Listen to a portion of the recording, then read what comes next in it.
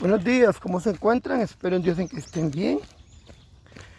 Hace unos años, ser un niño hiperactivo o hipoactivo no se le llamaba así. Simplemente se establecía que había niños con temperamentos diferentes.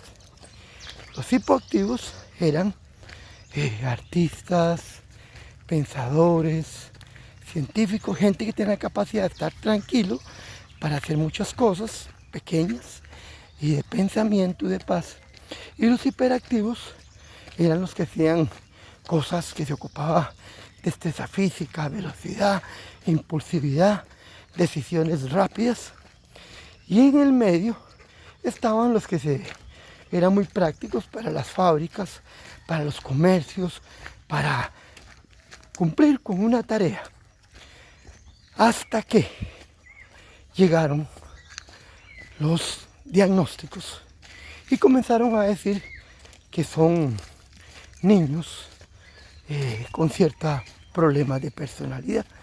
Entonces vinieron los medicamentos y desde ahí se diagnostican y se medican.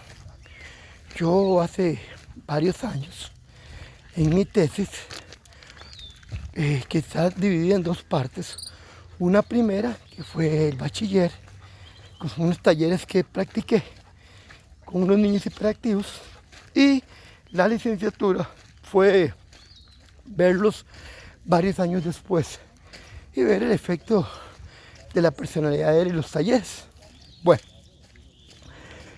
podría decir que los datos arrojaron que el taller que se les impartió a los padres de familia, a los maestros y a los niños fue positivo.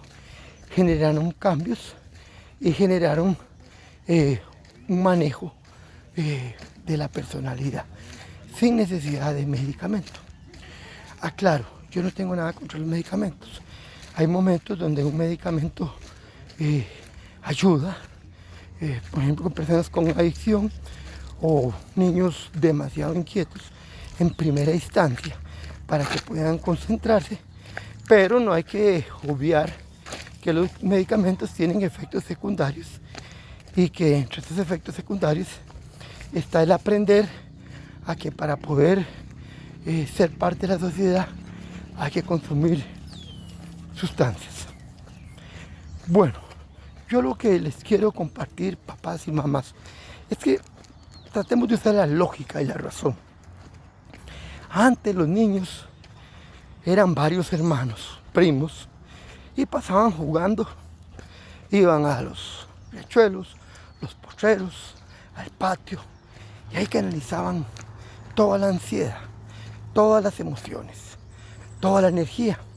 Y cuando llegaban a la escuela, pues si bien es cierto, hay algunos más inquietos y otros más tranquilos y otros en la medio, pero esa actividad, ese juego, hacía que producían ciertas sustancias químicas que hacían que los niños se tranquilizaran. Lamentablemente la nueva sociedad, la nueva propuesta y la situación económica hace, número uno, que los papás pasen muy ocupados y ausentes. Número dos, que las casas sean reducidas y que los espacios sean limitados y que los niños en las casas pues se les pide que se mantengan como robots. Entonces ahí es donde la tecnología ha venido a cumplir una función de entretenerlos, chupeta electrónica, pero ¿qué pasa con la energía que ellos tienen? ¿Cómo la canalizan?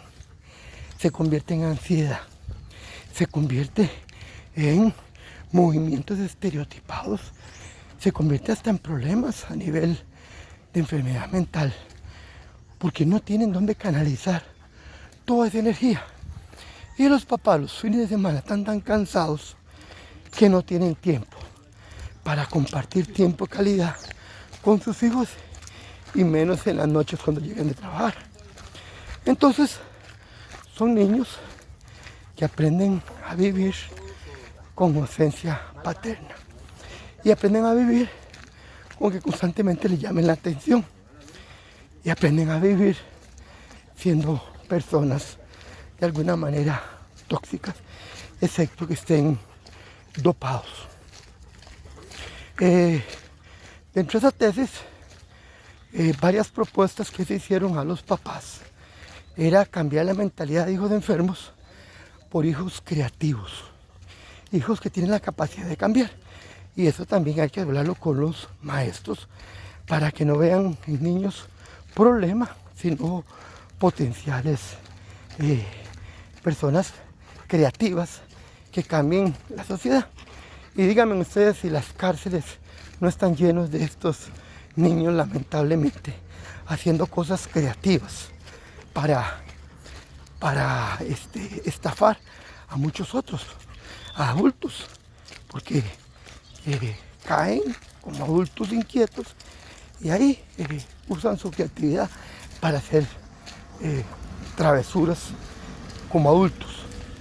Entonces, ¿cuál es la propuesta? Bueno, la propuesta es formación, es formarse, aprender, conocer sobre qué es la hiperactividad, qué es la hipoactividad. Entender que hay ciertas sustancias que ellos a nivel cerebral necesitan y que se le deben suplir, pero que esas sustancias también se le pueden suplir con actividades físicas, con actividades lúdicas, juegos. Por ejemplo, la natación, el fútbol, la defensa personal.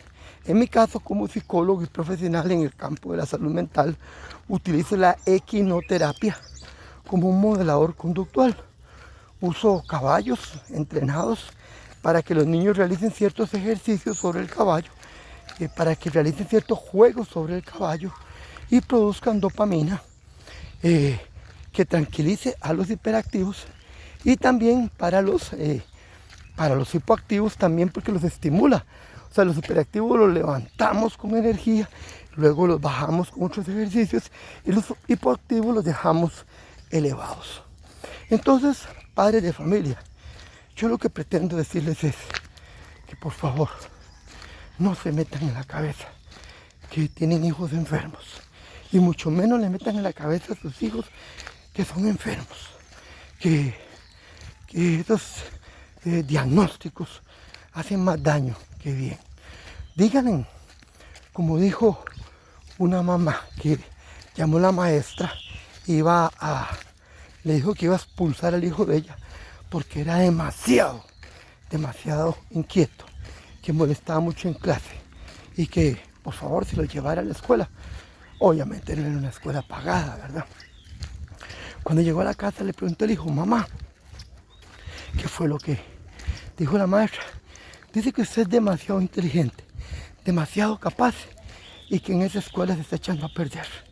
Que lo lleve a una escuela donde valoren sus atributos. Y efectivamente la señora, con un esfuerzo grande, como madre que es, lo llevó a una escuela. Y resulta que este joven niño, la carta que había recibido de la maestra, por la cual la mamá fue a la escuela, donde detallaba un montón de cosas negativas del hijo. Este hombre, ya siendo un adulto, ya su madre había fallecido, un hombre exitoso en el campo de la tecnología, en el campo eléctrico, en el campo de traer grandes cambios positivos a la humanidad, se encontró la carta y se dio cuenta que su mamá creyó en él. Y lejos de pensar que estaba enfermo o que era una persona con problemas, la madre pensó y vio que lo que tenía en la casa era un genio. Así que por favor, hágale saber a su hijo que es un genio para crear, para cambiar, para transformar, y que cuando desarme un juguete es porque está tratando de entender de qué está formado, y que cuando llega con las rodillas raspadas o llega golpeado es porque está descubriendo el mundo, pero eso es lo que lo va a hacer una persona de bien. Así que quedo a las órdenes. Muchas bendiciones.